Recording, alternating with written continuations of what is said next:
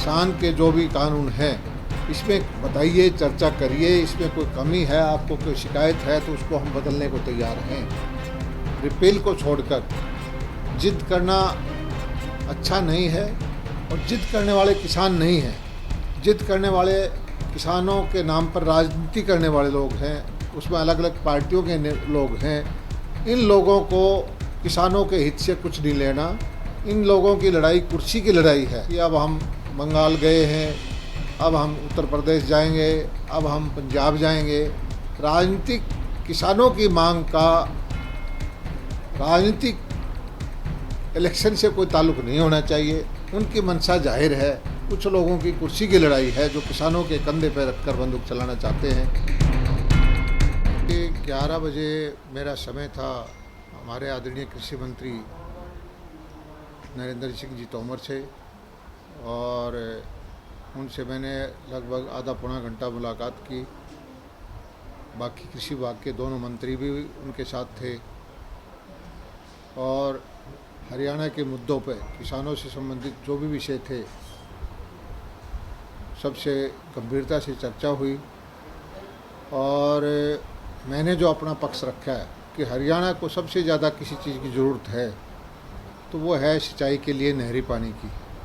हमारे यहाँ नहरी पानी की कमी है, और भूजल का अत्यधिक दोहन होने की वजह से जो सब सॉइल वाटर है, धरती का पानी है, वो भी ख़त्म होता जा रहा है।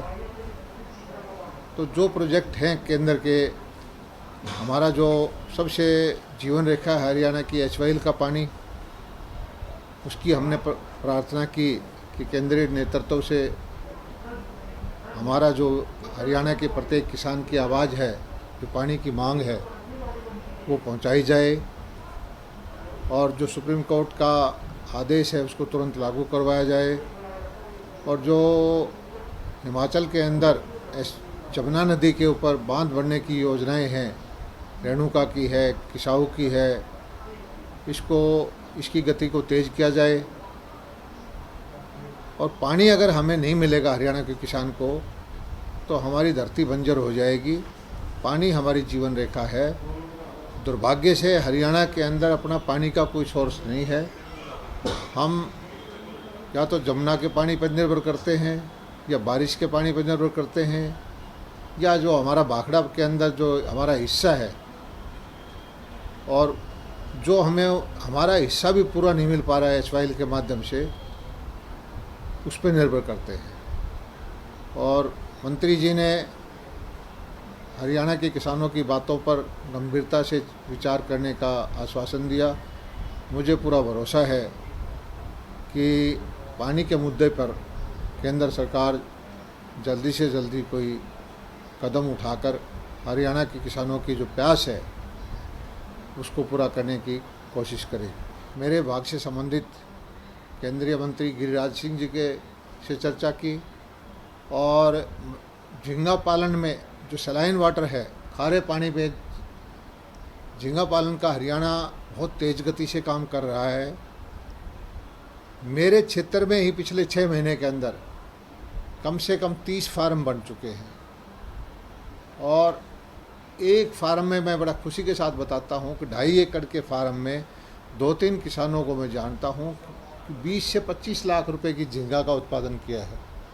ये इतना लाभदायक व्यापार रोज़गार है ये कि जिसमें 100% रिटर्न आती है। जो लागत लगती है किसान की वो पहले साल में पूरी हो जाती है। और बहुत सारा जो हमने कैंप लगवाए, ट्रेनिंग दिलवाई, और मछली पालन की तरफ लोगों का आकर्षण बढ़ा है। और इससे जो हमारी खारे पानी की ज़मीन थी, जो सिर्फ एक बरसात में एक फसल होती थी, 2.5 एकड़ के एक पौंड में झींगा पालन करके 20-25 लाख रुपए की झींगा मछली का उत्पादन सिर्फ 4-5 महीने के अंदर हो सकता है। आगे आने वाले वक्त में 4-5 लाख की सारी कॉस्ट आएगी, बीज की, उसकी फीड की, बिजली की, रखरखाव की।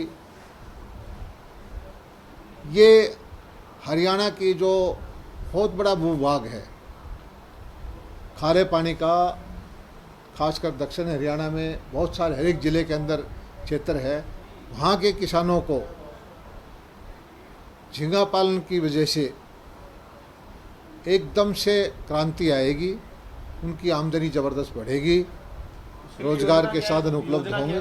योजना ये है कि जो 2.5 एकड़ का एक फार्मर 2 फार्म बना सकता है, उसको अलग अलग योजनाएं हैं। मेल के लिए 40% सब्सिडी है, फीमेल के लिए 50% है, एससी कैटेगरी के लिए अलग से सब्सिडी है, टैंक खोदने पर सब्सिडी है, उसको पॉलीथीन ढकने के लिए सब्सिडी है, बीज लाने के लिए उसको वो है, बिजली का कनेक्शन देने में भी हम उसको कुछ सहूलियत देते हैं।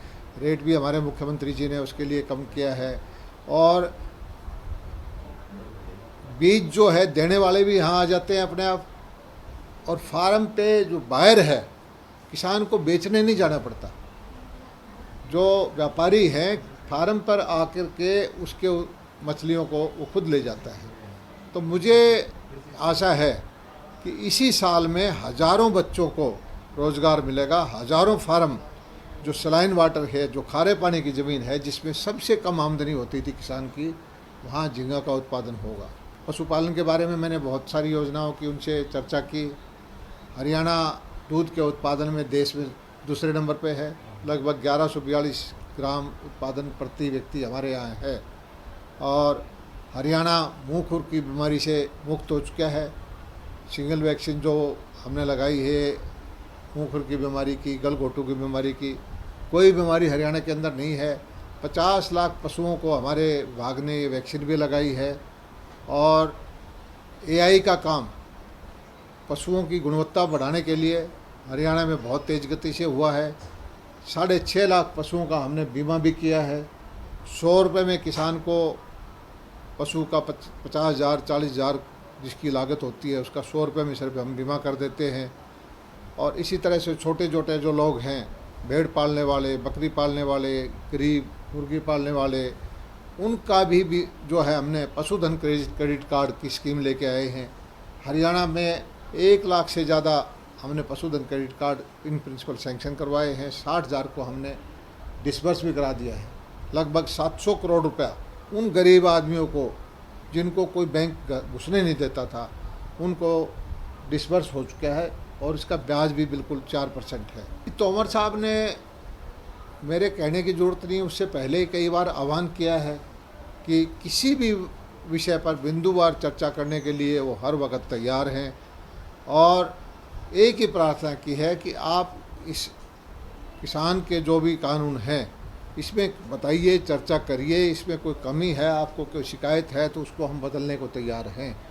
रिपील को छोड़कर जिद करना अच्छा नहीं है, और जिद करने वाले किसान नहीं हैं। जिद करने वाले किसानों के नाम पर राजनीति करने वाले लोग हैं, उसमें अलग अलग पार्टियों के लोग हैं।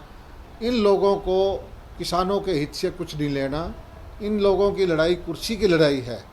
कभी ये कहते हैं ये नेता कि अब हम बंगाल गए हैं, अब हम उत्तर प्रदेश जाएंगे, अब हम पंजाब जाएंगे। राजनीतिक किसानों की मांग का राजनीतिक इलेक्शन से कोई ताल्लुक़ नहीं होना चाहिए। उनकी मंशा जाहिर है, कुछ लोगों की कुर्सी की लड़ाई है जो किसानों के कंधे पर रखकर बंदूक चलाना चाहते हैं। मेरी सब आपके माध्यम से ये प्रार्थना है कि जितने भी किसान हैं वो इस विषय को समझें और नेतृत्व अपने हाथ में लें। राजनीतिक लोग हैं उनको नेतृत्व ना करने दें, किसानों के नाम पर राजनीति ना करने दें। आपकी समस्या का समाधान तुरंत हो जाएगा। हमसे जुड़े रहने के लिए हमारे YouTube चैनल को सब्सक्राइब करें और नई वीडियो की नोटिफिकेशन के लिए बेल आइकॉन को दबाएं। अगर आप ये वीडियो Facebook पर देख रहे हैं तो लाइक जरूर करें और ज्यादा से ज्यादा शेयर करें। धन्यवाद।